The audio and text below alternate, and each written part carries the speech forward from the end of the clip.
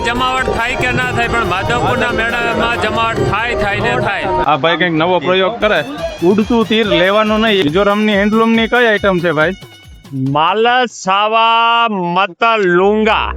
I don't understand what you're saying. Okay, you can speak in English also.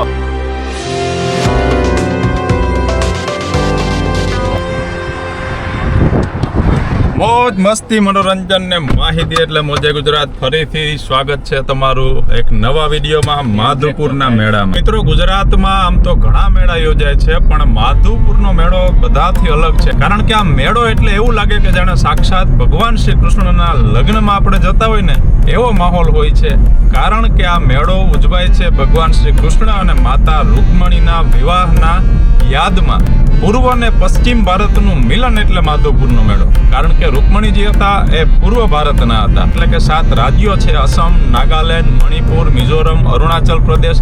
આ બધા 7 રાજ્યોના લોકો, એના કારીગરો, એની વાનગીઓ એ પણ બધું જોવા મળે છે. એટલે પૂર્વ અને પશ્ચિમ ભારતનું મિલન એટલે માધવપુરનો મેળો. અને ભગવાન શ્રી રામના જન્મોત્સવની સાથે શરૂ થતો આ મેળો. કારણ કે આ મેળાની તિથિ શરૂઆત થાય છે રામનવમીના દિવસે અને તેરસના દિવસે, એટલે કે 5મા દિવસે આ મેળો પૂર્ણ થાય છે. અને ગુજરાતની ખમીર બનતી ધરા ખેડની સંસ્કૃતિને ઉજાગર કરતો મેળો એટલે માધવપુરનો મેળો. તો ચાલો હું તમને બતાવી દઉં કે માધવપુરનો મેળો 2026 કેવો છે માહોલ. એ પહેલા તમને ઇન્ટ્રો અપાવી દઉં અમારા બધા મિત્રોનો જે સાથે છે. તો આ છે મિસ્ટર દિનેશ ડેનમાર્ક, આ છે mister Pathak Papua new guinea, આ છે mister plumber Divyesh from West Indies, આ છે મિસ્ટર કાન ફ્રોમ કેનેડા અને આ છે મિસ્ટર જીરાવાલા. તો જેટલા બી વિદેશના નામ બોલ્યા એ આ બધા ન્યાથી નથી, પણ એટલા દેશના નામ આ બધાને આવડે છે. બાકી 200 રૂપિયા અમે ફાળો કરી ગાડીમાં પેટ્રોલ નાખી અને જઈ રહ્યા છે માધવપુરના મેળે. ગયા વખતે મેં પેટ્રોલ તો ચાલો તમને અદ્ભુત રસ્તો બતાવી દઉં કે તમે દ્વારકા સોમનાથ હાઈવે પર નીકળો ત્યારે વચ્ચે આવે છે માધવપુરનો મેળો. ચાલો માધવપુરના મેળે.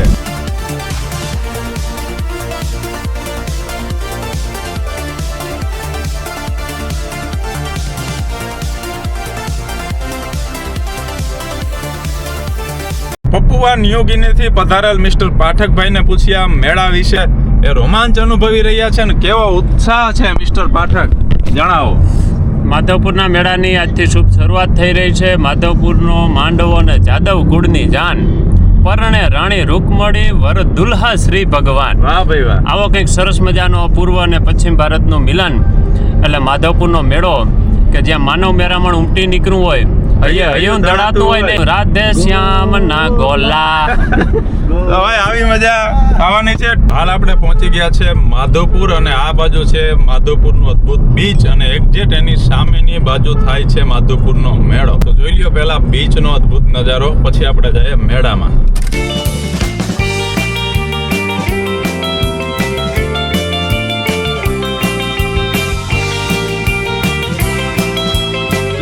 માધવરાય માધવપુરના મેળામાં આપનું હાર્દિક સ્વાગત છે. આ છે આપણું રણનું વાહન હાંડિયાજી અને હાલ આપણે પહોંચી ચૂક્યા છીએ મેળામાં.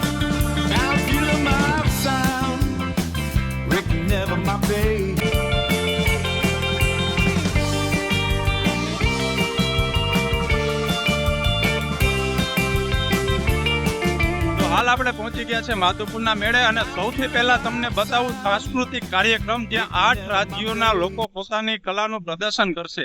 8 રાજ્યો એટલે 7 સિસ્ટરના 7 રાજ્યો અને 8મું આપણું ગુજરાત. અને એમાંય ખાસ કરીને આ વિસ્તારનો ભાતીગળ જે પહેરવેશ છે એ મહેર સંસ્કૃતિનો મણિયારો અને સાથે અનેકવિધ કાર્યક્રમો. તો સૌથી પહેલા માણીએ અદ્ભુત સાંસ્કૃતિક કાર્યક્રમ.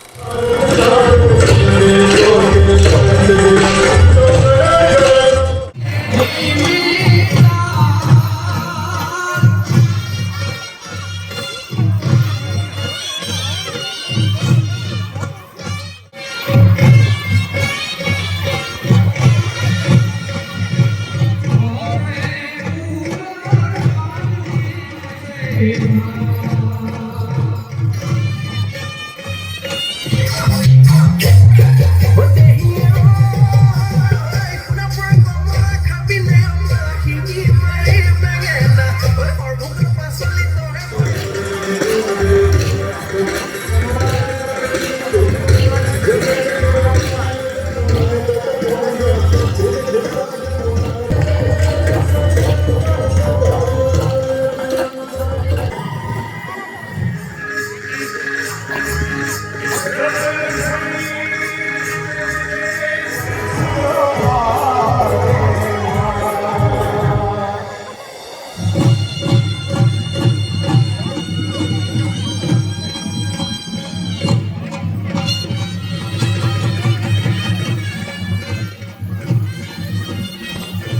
આપણે છીએ એવા એક્ઝિબિશનમાં હસ્તકલા હાટ. ભાઈ કંઈ લેવાનું છે તમારે? હા, ઘણું લેવાનું છે હો. હે ઘણું લેવાનું છે. તો હસ્તકલા હાટમાં ભાઈ છે ને ઘણી બધી વસ્તુઓ હોય. ચાલો પહેલા તમને બતાવી દો ફટાફટ. પૈસા લઈ આવ્યા? દરેક પૈસો પુષ્કળ છે આપણે. દરેક રાજ્યની એક વસ્તુ લેવાની છે આપણે. દરેક રાજ્યની એક વસ્તુ તમને અહીંયા પૂર્વ ભારતના રાજ્યોની વસ્તુ પણ જોવા મળશે અને સાથે આપણા જે કારીગરો છે, જે ભાતીગળ જે બધી વસ્તુઓ બનાવે છે એ પણ જોવા મળશે. ચાલો જોઈ લઈએ પહેલાં. તો સૌથી પહેલાં આપણે જે સ્ટોલમાં આવ્યા છે બાંબુ આઇટમ. આપણા જે આદિવાસી ભાઈઓ જે વાંસમાંથી જે બનાવે છે ને એની કેટલીક વિવિધ મસ્ત જે જૂનવાણી આપણે ઘણાને ખ્યાલ હશે. ભાઈ પાઠકભાઈ, શું આના વિશે થોડુંક જણાવો ને. શું છે આ? ગિલોલ કે શું છે એ છે? તમને ખબર નથી એમ? એ હામું આવે જો આમ તાણીને આમ મોઢું તારું તૂટી જાય. વાલા ધ્યાન રાખજે. હા, હવે બરાબર. ક્યાંથી આવો? અમે દાહોદ જિલ્લાથી આવીએ છીએ. ફોલ્ડિંગ વાળું તીર કામઠું આવું બનાવે છે અને અમારું ગુજરાત ચલાવીએ છીએ. આ ભાઈ કંઈક નવો પ્રયોગ કરે. ઉડતું તીર લેવાનું નહીં એવી પણ એક કહેવત છે, એનું તારે ખાસ ધ્યાન રાખવું. તો આ બધા તમે જે સ્ટોલ જોવો છો એ જિલ્લાની જે આગવી પરંપરાઓ છે એની વસ્તુઓ તમને અહીં જોવા મળશે. આ હતું ગુજરાતનું. હવે ત્યારબાદ આપણે જે આ વિભાગમાં આવ્યા છે એમાં તમને ત્રિપુરા, મણિપુર, આસામ, અરુણાચલ પ્રદેશ, નાગાલેન્ડ, આ જે 7 સિસ્ટર રાજ્યો છે એની વસ્તુઓ જોવા મળશે. બતાવું તમને.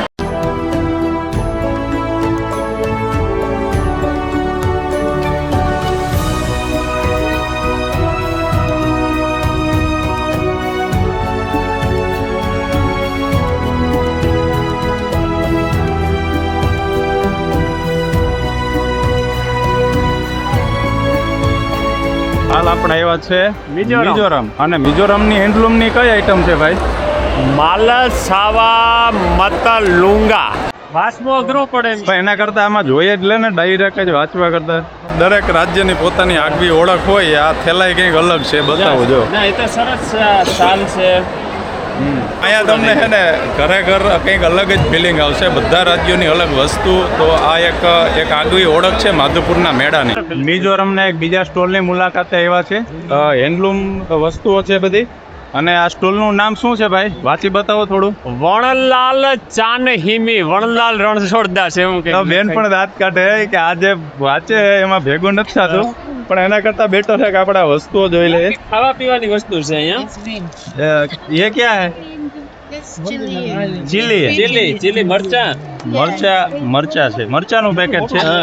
ઓલા ગોંડલ વાળા આવે ને ત્યાં સીઝન છે ને હા, એ ઓલા કાશ્મીરી ને રેશમ પટ્ટો ને. અરે આ છે મિઝોરમના મરચા અને મિઝોરમની ચટણી. તો સ્ટોલની મુલાકાત કરતા હાલ આપણે મિઝોરમના સ્ટોર આવ્યા છે અને એ જે બેન છે એની સાથે આ મેળાના એક્સપિરિયન્સની વાત કરીએ. जी नमस्ते बहन, क्या बोलना चाहोगे इस मेले के बारे में? प्लीज एक्सपीरियंस आपका.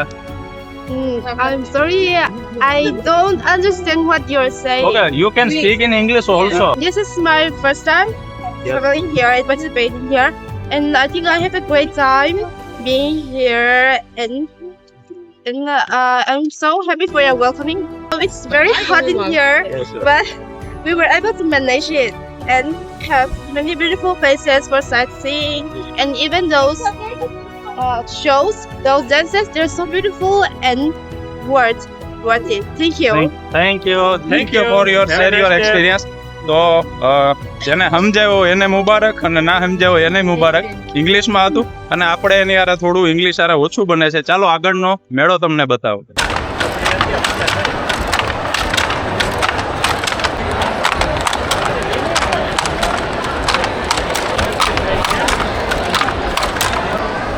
થોડી આ કલા વિશે અને કેટલા વર્ષથી તમે આ કાર્ય સાથે સંકળાયેલા છો?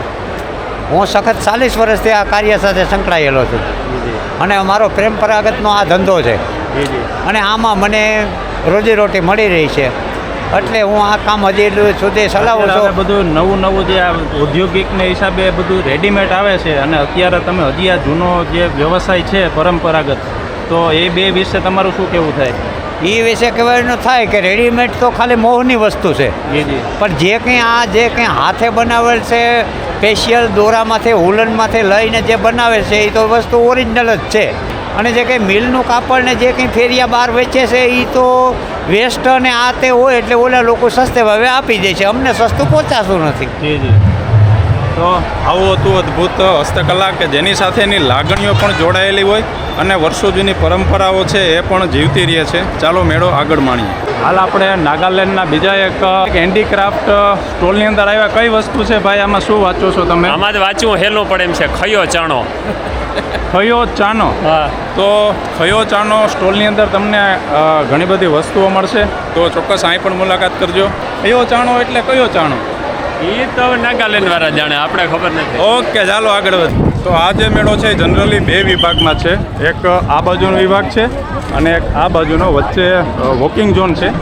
બહુ નાના એરિયામાં મેળો છે પણ એવો જ અદ્ભુત છે. ભાતીગળ છે. જૂનો મેળો જોવો હોય તો પાછળની સાઈડ જે ચકડોળ જે જોઈ શકો છો ત્યાં એકદમ જે નાના બાળકો માટેની વ્યવસ્થા, એને રમવા માટે. તો એ જે એક જન્માષ્ટમીનો જેવો મેળો હોય એ ટાઈપનો મેળો પણ સાઈડમાં ચાલુ છે. આ બાજુ સાંસ્કૃતિક કાર્યક્રમો, આ વિભાગ છે ખાણીપીણીનો, અને આ કાર્યક્રમ હસ્તકલા. તો બહુ નાના એવા એરિયામાં અદ્ભુત આયોજન છે અને સરકાર દ્વારા ખૂબ સારી વ્યવસ્થાઓ આ મેળામાં ઊભી કરવામાં આવી છે. હાલ આપણા કેબિનેટ મંત્રી અર્જુનભાઈ મોઢવાડિયા થોડી સમય પહેલાં જ અહીંથી નીકળ્યા હસ્તકલાની વિઝિટે. તો અદ્ભુત છે. ચાલો આગળ મેળો માણીએ. ને હવે ભાઈ ક્યાં જાવું? ખાણીપીણીમાં. ખાણીપીણી રાધેશ્યામના ગોલા હો ભાઈ.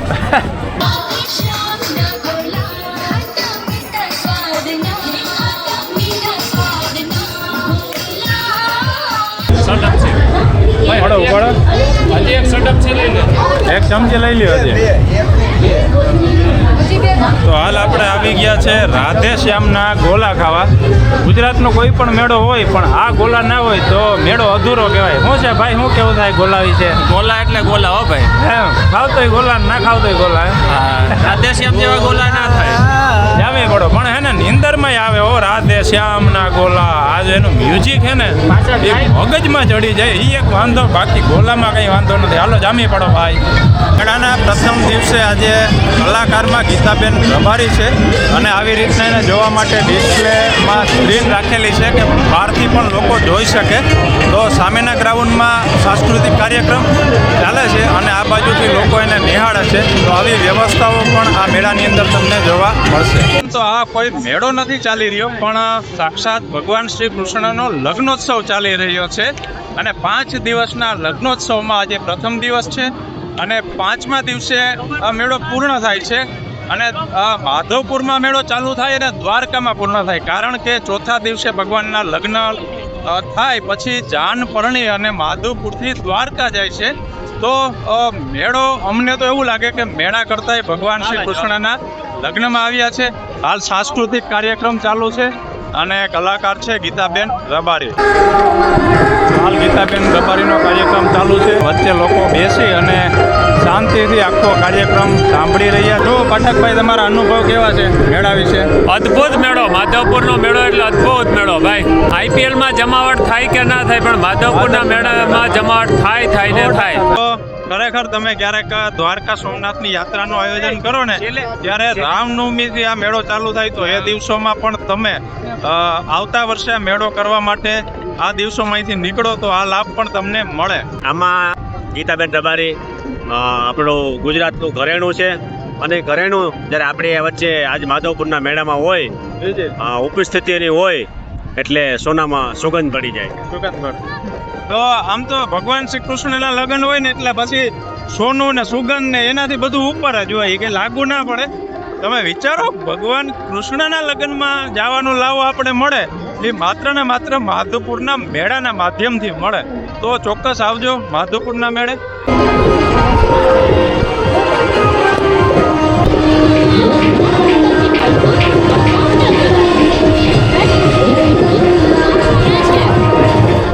તો ભાઈ માધવપુરના મેળાનો ખૂબ આનંદ માણ્યો અને અન્નદાતાને ઘણી ખમા, કારણ કે આજના સાંજના ભોજનના દાતા છે દિનેશભાઈ. દિનેશભાઈ, તમારો ખૂબ ખૂબ આભાર.